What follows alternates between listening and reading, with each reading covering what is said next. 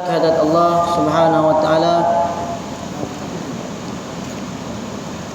dapat kita menunaikan solat fardu maghrib secara berjemaah. Seterusnya insyaallah kita akan kembali menyambung kuliah maghrib, kitab perisai bagi sekalian mukallaf yang merupakan syarah bagi matan kitab Al-Aqidah At-Tahawiyah karangan Al-Imam Abu Ja'far Ahmad bin Muhammad At-Tahawi.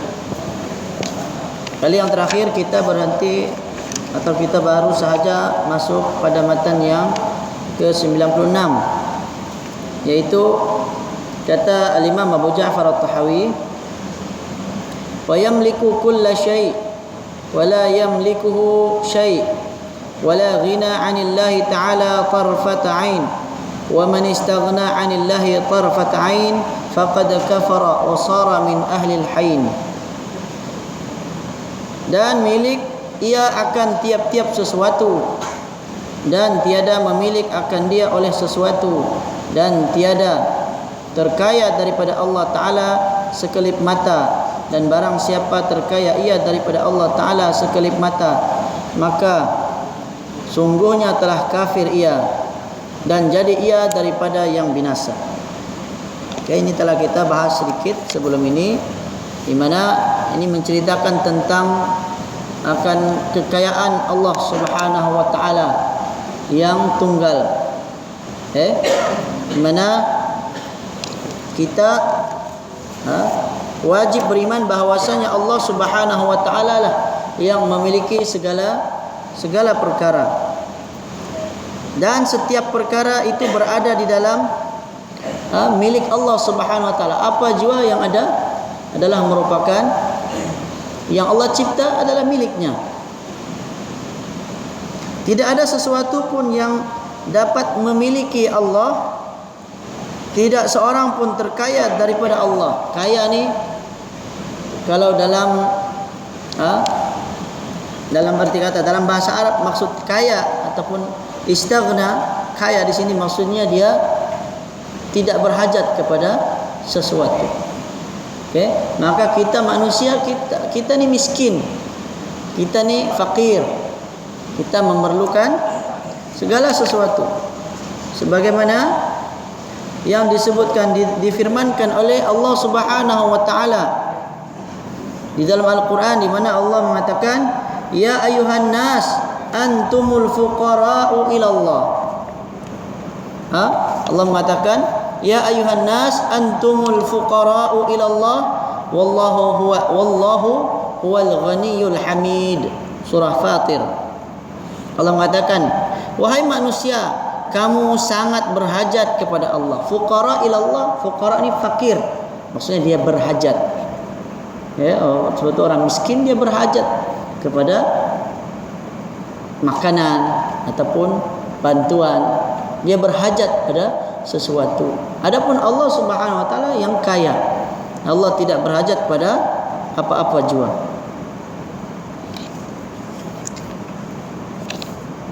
Siapa yang merasakan dirinya sudah terkaya dan tidak berhajat kepada Allah walau sekelip mata, maka ia menjadi kafir. Tidak boleh kita rasa kita ni tidak perlukan pada pertolongan Allah walaupun sekelip mata. Kalau kita ada merasai begitu, sebenarnya dari sisi agama dia terkeluar dari agama, kerana kita ni sekelip mata, tarfat ain, setiap kerdipan mata kita semuanya kita perlukan pada pertolongan Allah. Kita berhajat kepada Allah Subhanahu wa taala.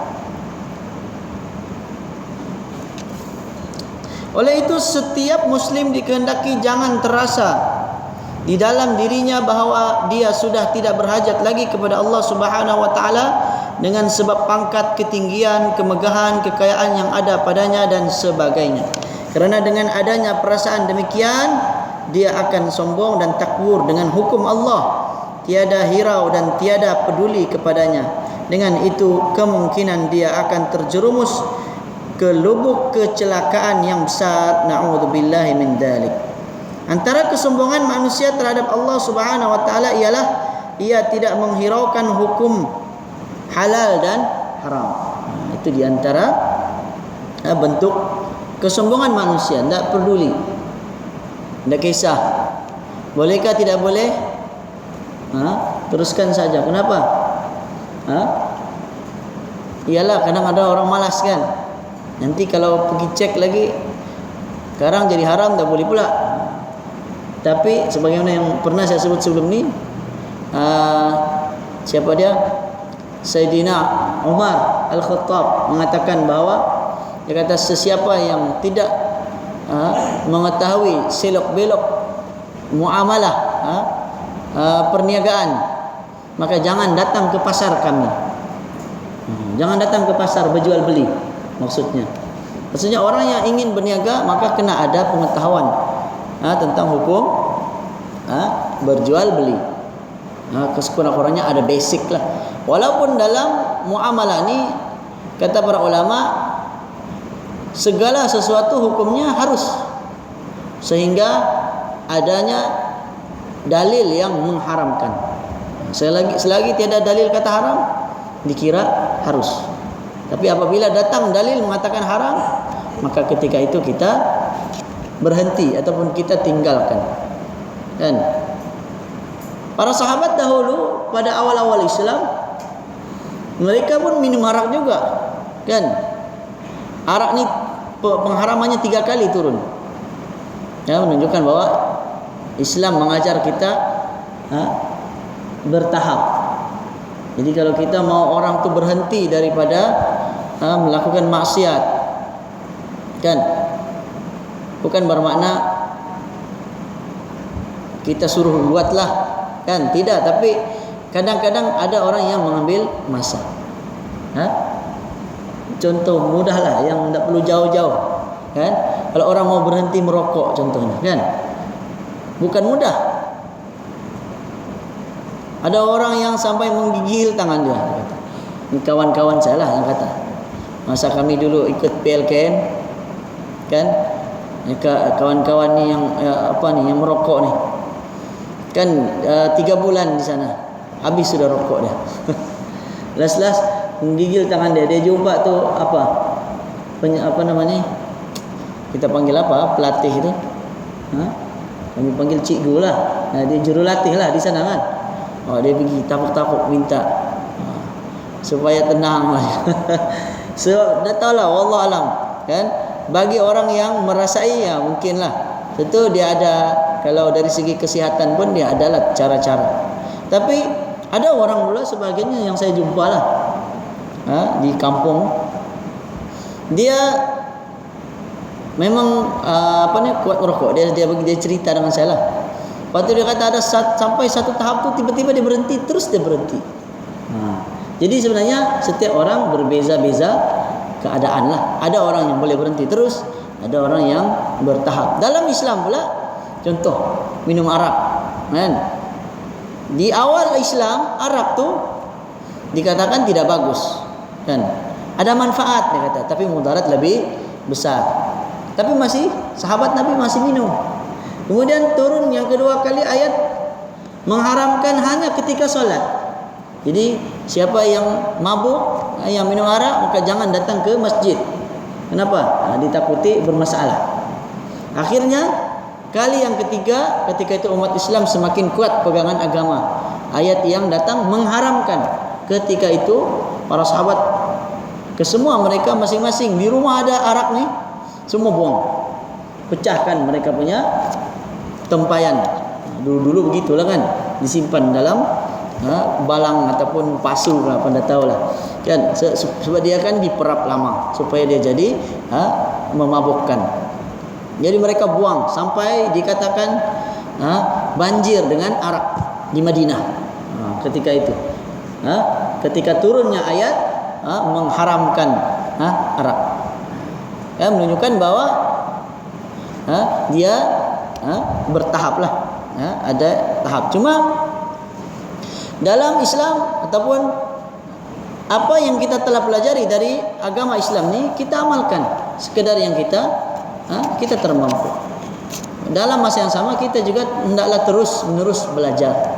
Jangan kita sesekali Jangan sekali-kali kita berhenti daripada menuntut ilmu. Ada satu kata-kata para ulama berkenan belajar ni. Saya cari dulu. Dia kata, siapa dia? Sa'id bin Jubair rahimahullahu taala berkata. Okey, Sa'id bin Jubair dia kata apa?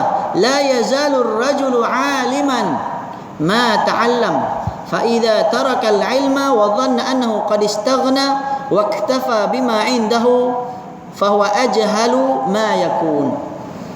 Seseorang itu sentiasa dianggap menjadi seorang yang alim. Alim ni apa? Yang berilmu lah. Orang yang berilmu. Selagi mana dia terus-menerus belajar. Tetapi apabila dia berhenti belajar kerana beranggapan bahawa ilmunya telah istaghna. Istaghna apa tadi? Tidak memerlukan lagi, tidak berhajat. Dia rasa cukup. Istaghna itu kaya. Ya?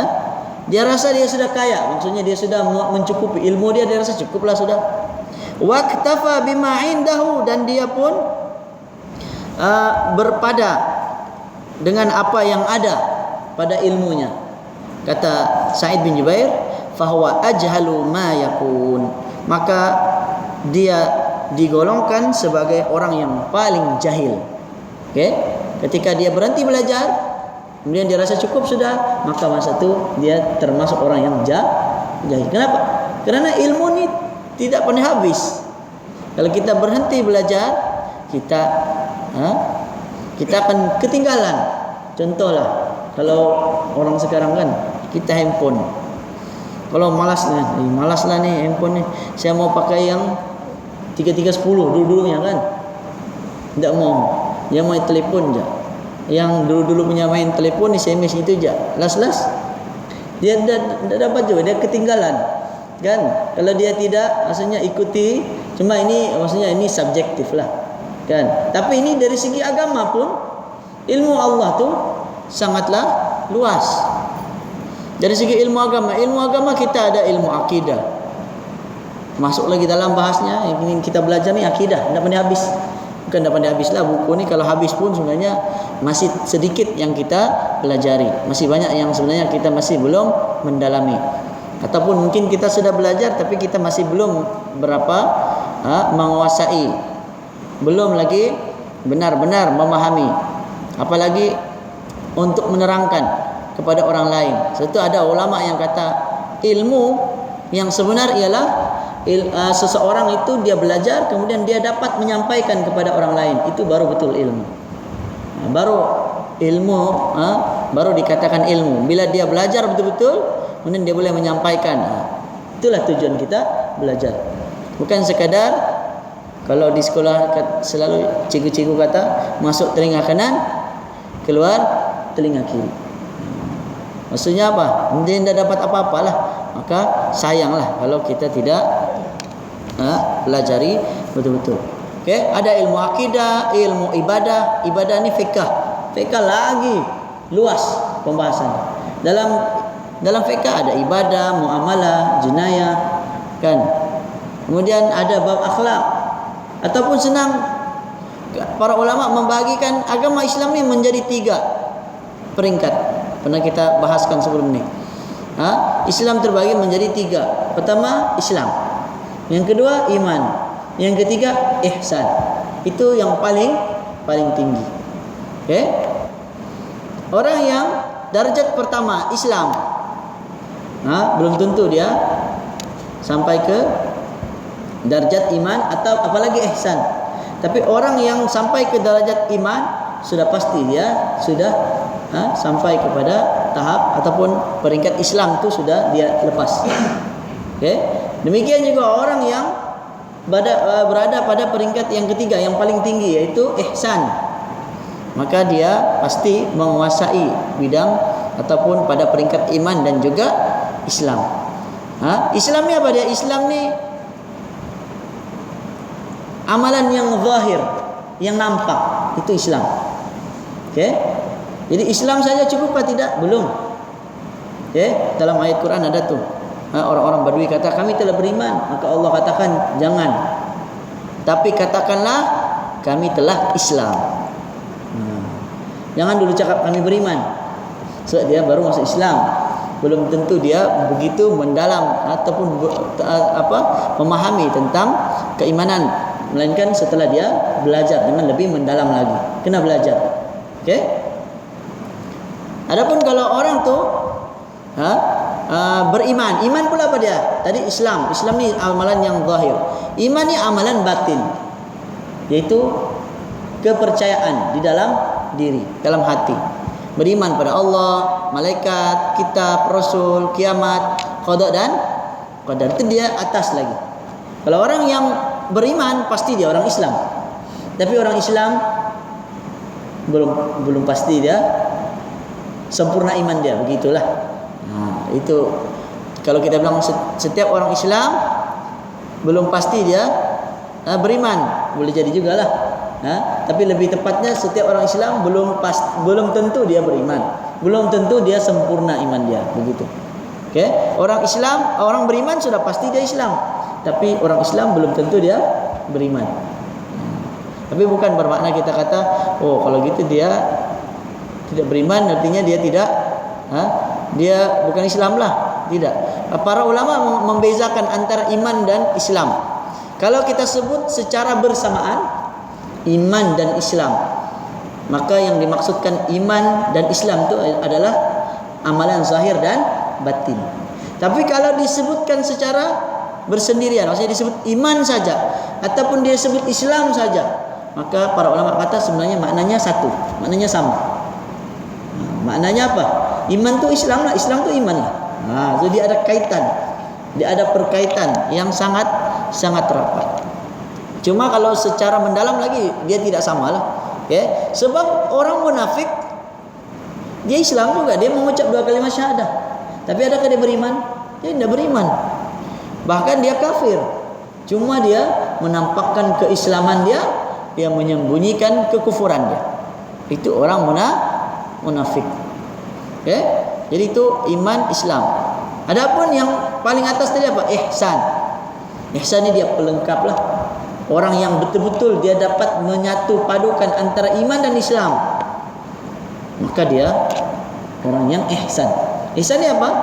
Nabi kata ketika ditanya oleh malaikat Jibril, akhbirni anil ihsan, Nabi jawab, al-ihsanu an ta'budallaha ka'annaka tarahu fa in lam takun tarahu fa innahu yarak. Ihsan ialah engkau beribadah kepada Allah seolah-olah melihat Allah. Okey? Dia beribadah kepada Allah seolah-olah melihat Allah. Maksudnya ibadah dia ibadah dia tu seolah-olah dia melihat Allah. Artinya ibadah dia begitu tinggilah peringkat dia. Okey?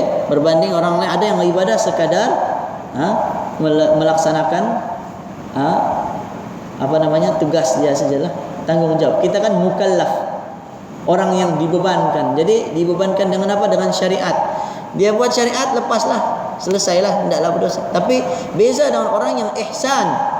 Dia beribadah tu dia betul-betul bersungguh-sungguh, merasai sentiasa diawasi oleh Allah, dilihat oleh Allah, sehingga dia salat ataupun dia beribadah dengan penuh khusyuk dan bersungguh-sungguh. Itu beza dia. Fa in lam takun tara, jika engkau tidak dapat melihat Allah, kata Nabi, fa innahu yarak, sesungguhnya Allah melihat kamu. Maksudnya kita kena yakin Allah melihat kita. Jadi peringkat yang tertinggi sekali martabat ihsan itu pun ada ulama yang bagi menjadi 2. Satu apa tu? Martabat asyuhud, melihat Allah. Maksudnya bukanlah melihat dengan mata kepala, tidak, melihat dengan mata hati. Okey? Maksudnya dia merasai Allah melihat dia. Itu yang paling atas. Tapi kalau tidak dapat, tidak mampu, itu ibadah para nabi atau orang-orang atau wali-wali Allah, orang-orang saleh. Kalau tidak dapat tu, sekurang-kurangnya apa? Kita tahu Allah melihat kita. Kita tahu Allah tu melihat kita. Kita solat tapi kita dalam keadaan yakin.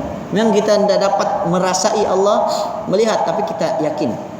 Itu yang kedua, peringkat yang kedua dalam peringkat ihsan. Jadi kita kembali balik menunjukkan bahawa kita ini semua sangatlah fakir di sisi Allah. Kita sentiasa memerlukan pada pertolongan Allah Subhanahu wa taala. Jadi maka jangan kita sombong, sehingga kita tidak, dia bagi contoh tadi antaranya adalah tidak menghiraukan tentang hukum halal dan haram, ataupun tidak mau mempelajari hukum-hukum Allah, supaya dengan demikian ia merasa lapang dada dan senang hati dalam melanggar hukum-hukum Allah. Ini pun bahaya. Kalau orang tidak mau belajar, ini pun ada ulama yang kata ada dua. Satu, orang tu ahli maksiat. Satu, boleh jadi dia terkeluar dari agama Islam. Kalau sekiranya dia tidak mau belajar, kenapa? Kerana malas, maka dia maksiatlah, ahli maksiat. Tapi kalau dia tidak mau belajar menuntut ilmu kerana dia tidak mau terbeban dengan syariat, dia tidak mau, dia mau lari dari agama ini, dia tidak mau buat perintah Allah, ini bahaya. Ini tanda-tanda dia terkeluar dari agama Islam. Jadi oleh sebab itu belajar kena berterusan. Mestilah kita sentiasa merasa ingin belajar. Sampai siapa ni, Imam Ahmad bin Hanbal, sehingga dia sudah tua pun dia masih pegang pen menulis. Kan murid-murid dia bertanya, ataupun rakan-rakan dia bertanya, wahai Imam Ahmad, sehingga bila engkau ingin belajar ni atau ingin menulis, sampai bila engkau masih memegang pen ni? Dia kata hatta an adkhul al-qabr, dia kata, sehingga aku masuk ke dalam kubur aku akan menulis, maksudnya sampai aku mati. Itu ada ulama yang kata ucapan yang terkenal, hadis Nabi yang dia kata utlubul ilma minal mahdi ilal lahdi. Ayat tu ataupun hadis tu sebenarnya lebih tepat perkataan para ulama saja. Antaranya perkataan Imam Ahmad bin Hanbal. Dia tidak termasuk hadis Nabi lah. Dia boleh jadi kata-kata motivasi semangat. Kerana dalam hadis tersebut menurut para ulama ada kelemahan dalam dia punya perawi-perawi hadis, sehingga tidak boleh kita berikan kata putus bahawa memang Nabi yang sabdakan, tidak. Yang sahih banyak hadis-hadis lain lah, seperti talabul ilmi faridatun ala kulli muslim, menuntut ilmu wajib ke atas setiap orang Islam. Itu jelas, hadis itu sahih. Tapi tuntutlah ilmu dari buayan hingga liang lahat, hadis itu dhaif kata para ulama. Yang lebih tepatnya hadis itu adalah kata-kata para ulama. Dari segi motivasinya, kebenarannya betul, memang kita kena terus belajar. Dari buayan tu biasa orang ibaratkan seperti anak-anak yang dalam buayan tu kan, kemudian ditahlilkan la ilaha illallah kan, supaya dia tidur, dia biasa dengan kalimat tauhid. Baru lahir saja kita perdengarkan azan, dalam azan ada kalimat tauhid. Itu maksudnya belajarlah tu dari bayi lagi mendengar kalimat tauhid. Nanti sudah besar sikit ajar pula apa makna la ilaha illallah. Apa makna dia? Tiada Tuhan yang berhak disembah melainkan Allah. Apa tuntutan yang terdapat di dalam kalimat tauhid tersebut? Perlu kita pelajari. Kemudian hingga mati kata, sampai ke liang lahat. Maksudnya apa? Orang yang mati, hampir mati kan diajarkan lagi talqin kalimat la ilaha illallah. Karena Nabi kata, man mata wa huwa ya'lamu annahu la ilaha illallah, ataupun dalam sebagian hadis man qala la ilaha illallah,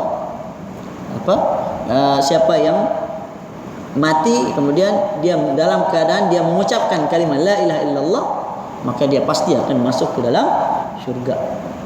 Tapi kalau orang tu tidak dapat sebut la ilaha illallah, ada hadis lain kata Nabi, man mata wa huwa ya'lamu, siapa yang meninggal dalam keadaan dia mengetahui, walaupun tidak sempat ucap, tapi dia tahu, dia yakin, dia percaya dalam hati dia Allah adalah satu-satunya Tuhan yang berhak dia sembah, la ilaha illallah, maka dia pasti akan masuk ke dalam surga. Jadi tidak ada masalah lah kalau tidak sebut. Kadang-kadang ada sebahagian golongan sufi lah, ini golongan sufi, tarikat sufi yang terlalu memikirkan tentang la ilaha illallah ni sampai dia kata kalau la ilaha illallah panjang sangat, kan? Jadi apa dia buat? Kasih ringkas dia. Dia pun sebut dari la ilaha illallah jadi begitu. Ada tu, kan? Jadi kan kalau la ilaha illallah lama-lama jadi illallah illallah illallah, lepas tu jadi ataupun hu. Ya ada, tapi ini biasanya dalam tarikat yang ada amalan-amalan sebegitu. Tapi sebenarnya dalam Islam yang jelas dari Quran dan hadis Nabi tidak ada. Kalau kita cari dalam Quran atau dalam hadis Nabi, tidak ada diajarkan mengucapkan kalimah ataupun meringkaskan kalimah la ilaha illallah tu. Sekurang-kurangnya Allah saja dia kata. Allah. Maksudnya kita mau sebut la ilaha illallah tapi panjang sangat, kita sebut Allah saja. Memang ada hadis Nabi. Nabi sebut apa? Kata Nabi, la taqum as-sa'ah hatta la yuqalu fil ardi Allah Allah. Ada hadis dia sahih riwayat Muslim. Kata Nabi, tidak akan berlaku hari kiamat sehingga tidak ada lagi orang yang mengucapkan Allah Allah. Jadi sebut Allah Allah 2 kali, Allah Allah. Jadi apa maksud dia? Sebahagian golongan ataupun yang menerima tarikat, amalan-amalan tarikat ni, mereka kata menunjukkan bahwa bolehlah kita berzikir la ilaha illallah tu dengan ringkas Allah saja, Allah Allah Allah, begitu. Okey. Tapi dijelaskan oleh para ulama sebab ada hadis lain, yang mana hadis lain menyebut tidak akan berlaku hari kiamat sehingga tidak ada lagi orang yang mengucapkan la ilaha illallah. Jadi apa maksud Allah Allah di situ? Itu penegasan, menunjukkan bahwa orang tu beriman kepada Allah lah maksudnya. Dia bukan satu hadis tu tidak menunjukkan bahwa itu zikir. Hadis tu hanya menjelaskan kepada kita tentang hari kiamat berlaku ketika tiada lagi orang di muka bumi ini mengucapkan la ilaha illallah ataupun orang yang beriman kepada Allah. Hari kiamat akan berlaku ketika mana seluruh dunia kafir kepada Allah. Jadi kalau semua orang beriman lagi seluruh muka bumi ini, jangan risau, tidak kiamat lagi tu. Sebab Allah, Nabi sendiri kata begitu. Kan? Kiamat akan berlaku ke atas umat yang paling rosak, yang paling teruk. Tapi ada ulama yang kata bukan bermakna langsung tiada orang beriman. Boleh jadi ada orang beriman tapi sangat sedikit.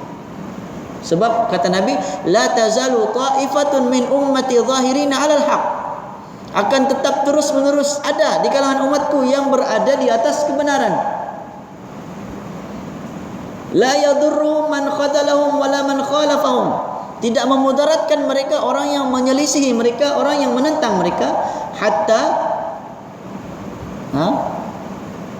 taqum as-sa'ah. Sehinggalah berlakunya hari kiamat. Wahum ala dhalik atau wahum kadhalik. Dia ada banyak lafaz lah. Okey, maksudnya orang yang berada di atas kebenaran, sebagian ulama kata maksudnya siapa? Ahli sunnah wal jamaah. Itu maksudnya. Atau ulama yang mengikuti Al-Quran dan As-Sunnah yang sebenarnya. Mereka tetap terus ada sampailah hari kiamat ada. Tapi disebutkan apa? Ta'ifah. Ta'ifahnya maksudnya apa? Sekelompok kecil. Sekelompok kecil. Okay? Bahkan kata Nabi juga, al-Islamu bada al-Islamu ghariban wa sayaudu ghariban.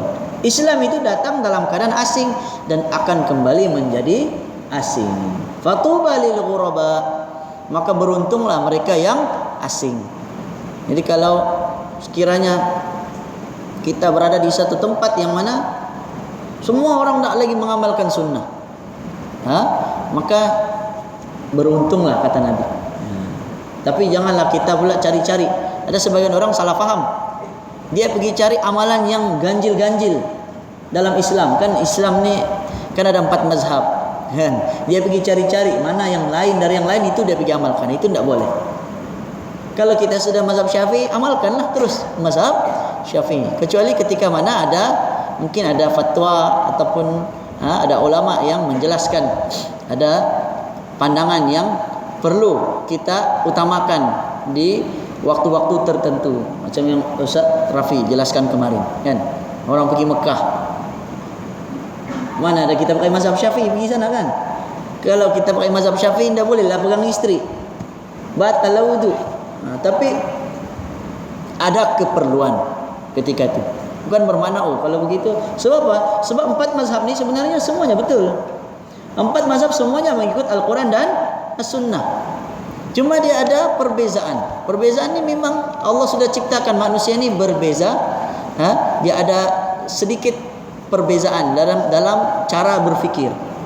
Okey? Satu dalam yang berlaku di zaman Rasulullah pernah kata kepada para sahabat Nabi, kata Nabi, jangan kamu solat melainkan di Bani Quraidah. Maka sahabat Nabi ketika itu terbagi menjadi 2. Satu, dia solat di tengah jalan, solat asar. Satu lagi dia tidak solat asar. Dia solat asar sampai di Bani Quraidah, baru dia solat asar. Tapi masa itu sudah masuk waktu maghrib. Jadi masa itu sudah berlaku khilaf. Ada perbezaan pandangan. Satu solat masa di pertengahan jalan, dia kata Rasulullah, jangan kamu solat asar melainkan di Bani Quraidah. Mereka kata Nabi bermaksud supaya kita bergegas cepat-cepat. Bukan Nabi bermaksud jangan kita tidak payah solat asar. Bila masuk waktu asar tetaplah kena solat. Tapi jangan kamu solat melainkan di Bani Quraidah. Maksudnya Nabi suruh cepat-cepat sikit, biar sampai di Bani Quraidah tu baru kamu sembahyang asar di sana.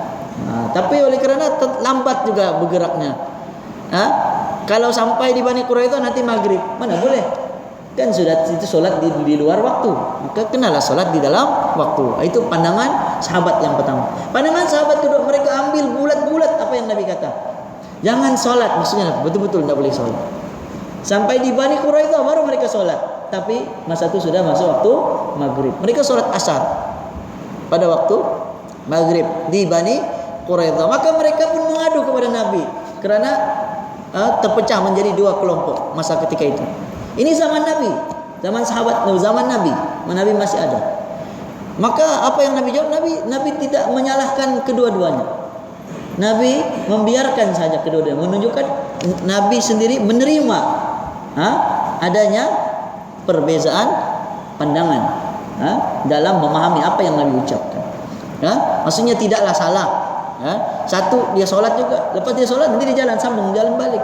Atau yang satu dia cepat-cepat kerana arahan Nabi, kan, itu jadi wajib juga. Nabi kata jangan solat. Jadi kedua-duanya kemungkinan. Dari situlah berlakunya mazhab Islam tu. Kadang-kadang dengan satu hadis boleh berlaku 2 pandangan. Contoh, ini banyak kali lah saya suka bagi sebab supaya kita nampak. Saya selalu bagi contoh. Contohnya kita kita solat, kan. Kalau kita dalam mazhab Syafi'i, kita tangan kita kita buat gini, Allahu Akbar, kita letaklah tangan kanan di atas tangan kiri. Mazhab Syafi'i itu tengah-tengah lah antara dada dan pusat. Lepas tu kita rukuk, Allahu Akbar, kita rukuk. Kemudian kita i'tidal, sami Allahu liman hamidah, tangan kita letak di mana? Kita letak di sisi, di bawah. Kita tidak letak balik di sini, kan? Kerana Nabi sallallahu alaihi wasallam menyatakan dalam hadis tu, sehingga dia kembali dalam keadaan qiyam. Kata Nabi qiyam. Maka qiyamnya maksudnya berdiri. Lepas i'tidal, Nabi suruh i'tidal kembali dalam keadaan berdiri, kata Nabi. Maka dalam mazhab Syafi'i, ulama mazhab Syafi'i memahami qiyam itu maksudnya qiyam berdiri biasa. Berdiri biasa macam mana? Tangan di sisi, bukan di sini. Tapi ulama mazhab Hambali, mereka memahami qiyam yang dimaksudkan, berdiri yang dimaksudkan adalah berdiri sebelum kita rukuk. Sebelum rukuk, apa kita punya tangan di mana? Di sini, kan. Suatu kalau kita pergi sana, mungkin pergi Mekah, kita akan nampak ada orang sami Allahu liman hamidah, dia letak balik. Dia buat begitu. Itu mazhab Hambali. Dengan satu hadis jadi 2 cara faham yang berbeza. Ada banyak lagi sebenarnya contoh-contoh seperti itu. Okey, yang mana satu hadis tapi berbeza. Macam contoh wudu. Kemarin kan ada ustaz Rafi dia bagi satu contoh. Ada satu hadis Nabi tentang Sayyidina Utsman menunjukkan cara wudhu yang sempurna. Kalau perasan tidak, wudhu dia tu dalam hadis tu sampai dalam bab kepala dia tidak sebut menyapu kepala berapa kali. Dalam hadis tu, sahih hadis tu, riwayat Bukhari dan Muslim. Okey. Sayyidina Utsman dia tidak menyebut berapa kali, sedangkan kumur-kumur, masukkan air ke dalam hidung, basuh muka, kemudian basuh tangan, kemudian cuci kaki, semua disebut tiga kali. Tapi kepala tidak disebut. Dia hanya menyebut menyapu kepala. Jadi ulama lain dia menganggap, mereka beranggapan, contoh mazhab Hambali, mazhab Maliki, semua beranggapan bahwa menyapu kepala cukup sekali saja. Adapun mazhab Syafi'i, ulama dalam mazhab Syafi'i dia mengambil kira keumuman hadis tu. Dari awal Nabi sebut ada jumlah dia, kecuali satu je Nabi dah sebut. Jadi kemungkinan maksudnya sama, 3. Hadis yang sama tapi bawa cara yang berbeza. Kalau dalam ulama mazhab Hambali, mereka sapu kepala sekali je, tak boleh 3 kali. Sebab Nabi buat sekali berdasarkan hadis tersebut. Ulama mazhab Syafi'i guna hadis yang sama, tapi mereka beranggapan sapu kepala juga 3 kali. Kenapa? Kerana dari awal Nabi sebut jumlah 3. Jadi kepala pun 3 lah juga. Jadi hadis yang sama, tapi boleh bawa pandangan yang berbeza. Jadi mazhab ni perbezaannya pada furu' sahaja, bukannya pada cabang, bukan pada akidah. Akidah satu, sama. Kalau Allah satu, tidak mungkin ada satu mazhab kata Allah 2. Allah satu, tetap satulah, kan? Tidak mungkin ada pandangan yang kedua, yang ketiga. Itu dalam akidah. So itu disebut 4 mazhab tu, nama mereka ahli sunnah wal jamaah. Tapi dalam fiqh mereka ada mazhab Hanafi, mazhab Maliki, mazhab Syafi'i dan mazhab Hambali. Itu yang terkenal, yang ada dia punya susunan yang sistematik. Ada ulama ataupun murid-muridnya yang menyusun sehingga memudahkan. Ada juga mazhab-mazhab lain yang guru-guru mereka tidak membukukan, sehingga pupuslah ataupun hilanglah mazhab tersebut. Walaupun masih ada, kalau dicari masih ada, tapi tidak terkumpul, dan tidak terkenal, tidak banyak pengikut. Tapi 4 mazhab ni sangat banyak pengikut. Setiap negara ada. Macam kita di Nusantara mazhab Syafi'i, kan? Di sebelah Mesir ada mazhab Syafi'i juga, ada mazhab Hanafi. Di sebelah mana? India, Pakistan, mungkin mazhab Hanafi. Di sebelah Afrika banyak yang bermazhab Maliki. Jadi kadang-kadang ada sebahagian orang yang bertanya keliru, dan apa dia mazhab-mazhab ni? Sebenarnya mazhab ni bukanlah satu yang mengelirukan. Mazhab ni dia memang sudah dia sekali, macam dia susunan ilmu tu. Okey? Memanglah asalnya kita semua Islam, ajaran Nabi. Tapi kerana Islam ni makin berkembang, kemudian ada ulama, ada mujtahid, kan? Ulama mujtahid yang ada pengikutnya, maka mereka menyusun, memudahkan kita. Kalau kita sendiri disuruh buka Al-Quran, buka hadis, carilah sana. Kalau kita mau cari sana, mana rukun solat, mana syarat solat, kita cari sendiri, tak mungkin kita akan jumpa. Maka kita kena berterima kasih dengan ulama-ulama besar ni yang sudah menyusunkan untuk kita, memudahkan kita, tinggal kita pelajari sahaja dan kita amalkan. Okey, saya ingat cukup dahulu, jauh pula saya lari. Padahal asalnya kita membahaskan tentang kita ni semua miskin. Kita semua miskin, ini fuqara, kita berhajat kepada Allah Subhanahu Wa Taala, Allah yang tidak berhajat. Maka jangan kita sombong, jangan kita tidak mau belajar menuntut ilmu. Hendaklah kita lapang dada kita, sentiasalah kita cuba menambah ilmu kita dari masa ke semasa, kemudian kita amalkan sekadar apa yang kita ketahui. Mudah-mudahan dengan itu Allah Subhanahu Wa Taala akan terus menerus melimpahkan hidayahnya kepada kita semua. Jadi yang baik datang dari Allah, yang lemah dari diri saya sendiri. Saya memohon maaf sekiranya ada kekurangan, kesilapan dalam penyampaian saya. Aqulu qawli hadza wa astaghfirullahal azim li wa lakum wa sallallahu ala nabiyyina Muhammad wa ala alihi wa sahbihi wa baraka wasallam. Bismillahirrahmanirrahim. Allahumma ya muqallibal qulub tsabbit qulubana ala dinik, ya musarrifal qulub sarrif qulubana ala ta'atik. Allahumma ij'al khaira umrina akhirahu wa khaira a'malina khawatimahu wa khaira ayyamina yawma nalqak. Allahumma inna nas'aluka mujibati rahmatik wa azaima maghfiratik wassalamata min kulli ithim wal ghanimata min kulli bir wal fawza bil jannati wan najata minan nar. Allahumma arinal haqqa haqqan warzuqna ittiba'ah wa arinal batila batilan warzuqna ijtinabah. Rabbana atina fid dunya hasanah wa fil akhirati hasanah wa qina adzabannar. Sallallahu ala nabiyyina Muhammad wa ala alihi wa sahbihi wa baraka wasallam. Walhamdulillahirabbil alamin. Assalamualaikum warahmatullahi wabarakatuh.